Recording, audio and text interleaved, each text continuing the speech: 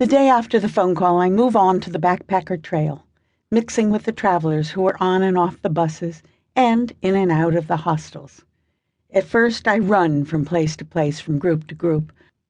I'm afraid to stop moving, afraid to be alone, afraid that these next 2 months are the beginning of a lifetime of loneliness. I want very much to talk, but I cannot share my pain. It's too new, and my companions too young. Finally, after a little more than a week, I can't run anymore. I don't even know what I'm running from. When I think about it, I feel good about myself. During the last 2 months, I've discovered parts of me I didn't know were there. The part that can embrace strangers and enrich my life through knowing them. The part that enjoys making independent decisions. And the part that adores living spontaneously. Until the phone call, I hoped to be bringing this new me into a marriage that could benefit from rejuvenation. But now I fear that my personal development is going to be guiding me instead through a different stage of life, that of a divorced woman. Once I slow down, I feel better. I tour Chiapas with an American woman for 2 weeks. I wander in the mountains with 2 Danish men, part of the time on horseback. I hang out in Playa del Carmen with a mixed group of Europeans. After a while, the anxiety diminishes. Go to Palenque. It's a refrain I've been hearing for weeks. Palenque is amazing, everybody says it, and then they talk about the art and architecture of the ancient Mayan civilization that flourished there in the 7th and 8th centuries, and the extraordinary spiritual presence that still lingers. A month after I leave Oaxaca, I'm on my way. But first, I detour through Mérida to buy a hammock. Hammock buying in Mérida is not the same as hammock buying at Hammacher Schlemmer. There are many choices to be made. Cotton or nylon, white or multicolored. How many strings per inch? How wide? How long? How strong? I'm overwhelmed. It's like choosing leather in Florence or silver jewelry in Tasco. When confronted with overkill, I always have trouble making decisions.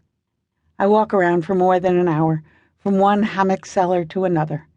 Finally, I choose white cotton, the biggest, the most tightly woven, the best. Then I board the bus to Palenque. The guy across the aisle, with the huge beard and bushy brown hair, is in his mid-30s. He looks like the nature boy in Nat King Cole's song that was popular when I was a teenager. That song still slips into my psyche now and then, especially when I'm walking in the woods or along a river. It tells about a strange, enchanted boy who wanders the world.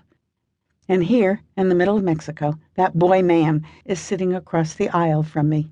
His name is Wolfgang, and he's from Germany. He is exotically attractive, and he's on his way to Palenque. Wolfgang is an engineer. He's been on the road for nearly a year. I love his wildly exploding head of hair, his very blue eyes peering out from under the hair, and the massive beard that hides his lower face. He's been told that the place to stay in Palenque is the campgrounds near the ruins. I join him. The campgrounds border the jungle.